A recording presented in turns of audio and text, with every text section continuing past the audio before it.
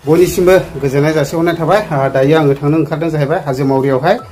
दिनैहाय बेबायदिनो एक्स NDFB welfare एस'सिएशना बोथिसे ओंखाम जालायनायनि गेजेरजोंहाय फैबाय थानाय बिटिसि बिसायख'थिखौ लोब्बा लाखिनानैहाय गोबां सावरायलायनाय जागोन। ओमफ्राय बिथांमोना बबे पलिटिकेल हान्जाजोंहाय सापर्ट जानानैहाय देरहाहोनो नाजागोन। दा आं नोंथांमोननो भिडिअनि गेजेरजोंहाय डिटेल्स लाबोगासिनो दङ। नोंथांमोना भिडिअखौहाय जोबजासे नायलां, अब्लानो गासैखौबो दिनैहाय बिथांमोना मा सिद्धान्त लादों बेखौहाय नोंथांमोना डिटेल्स मिथिलांजोबगोन। गोबाव खालामा मानसिनो भिडिअखौ नायलांनो हागोन।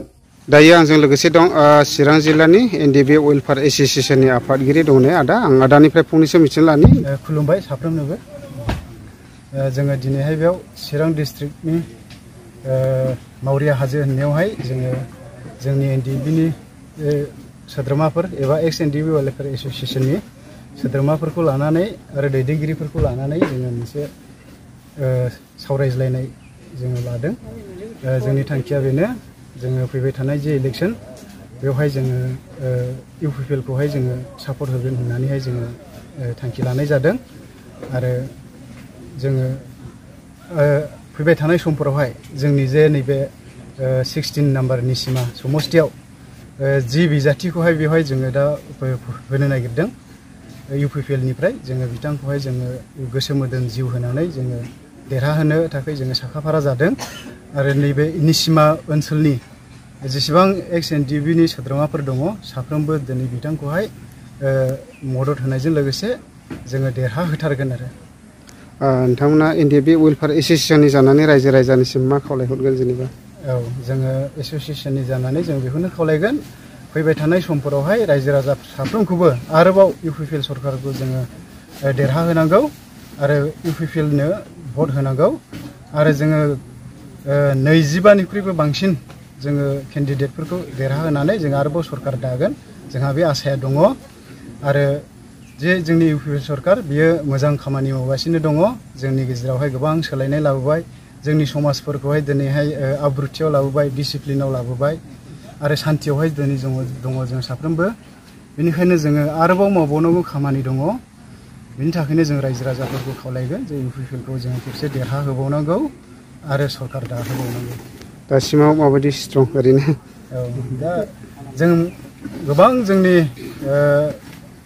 रायजो राजाफ्रा दिनैहाय जायफोर बिपिएफनि बा सोरबा बिजेपिनि बिथांमोना दिनैहाय जयनिं जाफैगासिनो जोंनि बे इउपिपिएलआवहाय। आरो बिपिएफनि गोबां दैदेनगिरिफोराबो दिनै जोंनियावहाय जयेन जाफैबाय। दा जोंहा पार्टिया आगोलनिख्रुइ गोबां माने गोहोगोरासिन जाबाय आरो जोङो गोरलैयैनो एबार जोङो देरहागोन होननानै जों आसा दं। दा ओंखामखौ जाहोबाय नै बेबायदि आरो बेदराथ' अमा बेदर, ओमफ्राय लोगोसे बिखा बिबु बिथै एवनाय थाबाय, दाउ बेदरबो दङ, लकेल दाउबो। ओमफ्राय जाग्राफ्रा जाबाय नै ओरैहाय फुरानो बेदरा एभेलेबेल दं आरो जाबाय नै बयबो जाबाय दामोनाबो। ओमफ्राय दा माखासेफ्रा उनाव जागोन, जायगाया एसे फिसाद्राय जादों, दा बे हिसाबैनो माखासेफ्रा उनाव जासिगोन आरो।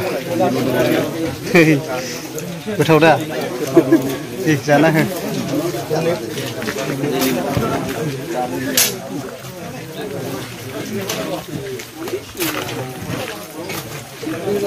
दा बेबायदिनो गोबांथार फैबाय, ओमफ्राय माखासेफ्रा अखा हानायनि जाहोनाव सफैनो हायाखिसै, ओमफ्राय बैजोंबो ओंखाम जालागासिनो दं हनै। ओमफ्राय खायसे दैलामाव दंहैयो। दा नै ओरैहायबो गोबांथार जाखांलाबायनोसै। औ दे।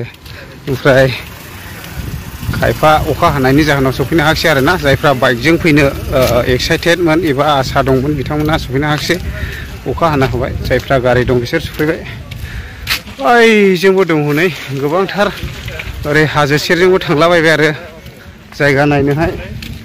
नैबेयावबो दा बिदि आरोखि। ओमफ्राय नोंथांमोनाथ' निस्सय मिथिबाय दा एक्स एनडिएफबि वेलफेयार एस'सिएशना बबे राजखान्थि दोलोजों बेबायदिनो जगदान होनानै देरहाहोगोन। दा ओरैहाय नै मानसिफ्रा ओरैहाय खायफा जालागासिनो दं, नै गोबां गारिफोर फैबाय आरोना। ओमफ्राय ओरै नै दैयावहाय दंहैजोबसै आरो मानसिफ्रा, दिनैहाय दैबो देरदों नालाय बिरादनो, बे हिसाबैनो आरो नै जायगाया मोजाङानो गोबांथार गारिफोर फैबाय आरो नै